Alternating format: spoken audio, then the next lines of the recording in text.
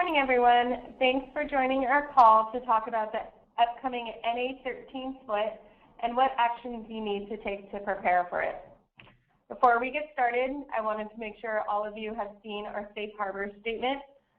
Anything that we discuss here has certain risks, uncertainties, and assumptions, so make sure you review this. So what we'll be talking about today, we'll be doing a general overview of what a split is. We'll be talking about the performance benefits that you'll receive by going through this split again. And then we'll talk about what actions you need to take to prepare for this. And we'll talk about any readiness strategies that we have implemented as a company. If you have any questions during this call, you can email them to supportfeedback@salesforce.com. So again, questions can be emailed to supportfeedback@salesforce.com. So what are splits? Due to the extraordinary growth and success of you, our customers, we occasionally need to perform a maintenance, which we call a split, where we'll take a subset of customers, about 50% from one instance, and move them to another instance. In this case, we're doing a three-way split. And so this is to better prepare for future growth of the NA13 or NA19 and NA20 instances. So we're going to be moving about a third of the customers to NA19, a third to NA20, and then a third will remain on NA13. So I'm sure all of you are wondering why we have to split so soon. We just went through this about 2 years ago in July. The goal of every split is to ensure that we can maintain the level of performance you've come to expect from us. When we analyzed the data from the NA1 to NA13 split 2 years ago, we did not predict that you would grow so substantially over the next couple of years, driving the need to split again. So again, this is due to your success and growth. So keep it up, but this is why we have to split again. So the three-way split is to ensure that you and other NA13 customers won't have to go through another split and this associated downtime for another 3+ years. So on the phone, I have someone from our capacity planning team that can help explain measures that they've taken to ensure that we won't have to split again. Alexandra? Hi, everyone. So what are these steps that Andrea is talking about that we took to ensure you won't have to split again? We did detailed data analysis to make sure that we're balancing not only where you are today in terms of size, but also for future growth and long-term stability. So we're looking at balancing these three pods evenly across the three based on not only usage and size today, but future growth.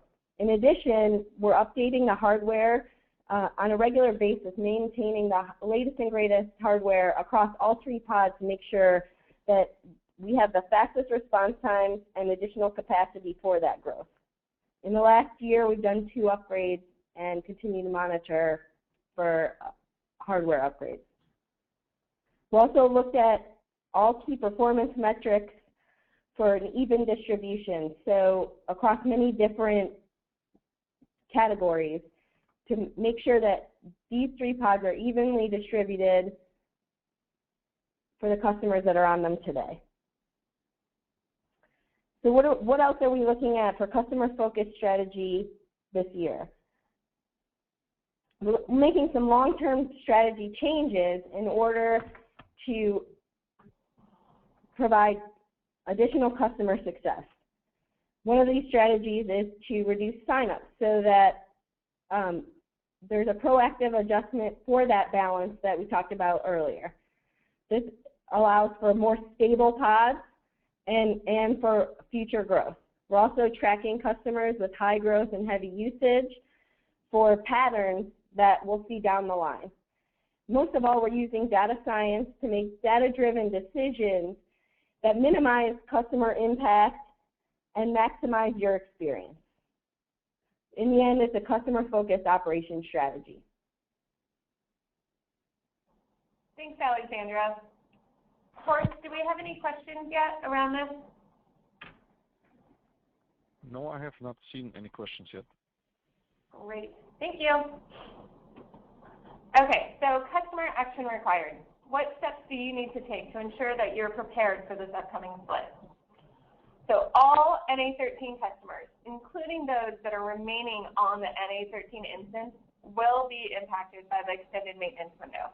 We will announce this extended maintenance window about 2 months prior to the maintenance. And just inside details, our release manager works with our technical teams to get this window as small as possible, down to like 30-second increments. So we have a lot of decisions that we needed to make to automate things and just make sure that our run list is set up as efficiently as possible to make this downtime window as small as possible. Additionally, if you are a customer that is moving to NA19 or the NA20 instance, you will need to plan to restart your integrations after the maintenance.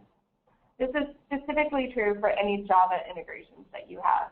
And if you're curious of why, it's because your various integration tools cache their first DNS response for the lifetime of the process. So once you switch instances, you need to restart the integration so you can pick up those DNS changes that were made in order to connect to the new NA19 or NA20 instance. Additionally, most of you shouldn't have any new hard-coded references. If you've been following our best practices for the past 2 years, you would have already updated any of your hard-coded references. In the case that you did not follow our best practices and added some hard-coded references, what you really need to focus on is updating your hard-coded references for any integrations that might have them or knowledge articles that might link to them. But as long as you whitelist IP ranges of our entire CHI data center, that's our Midwest data center, and not just the IP ranges of the NA13 instance itself, our servers will be able to redirect requests of any of the other custom links, buttons, CTI integrations, anything like that you might have hard-coded references in. So again, as long as you whitelist the entire range of our Midwest data center, our servers will be able to redirect everything except for API integrations and knowledge articles. If you're a customer that would like to test after the maintenance is complete, you do have the option to do this. This is not required in any way. We generally recommend that you perform the same test that you would after a major release.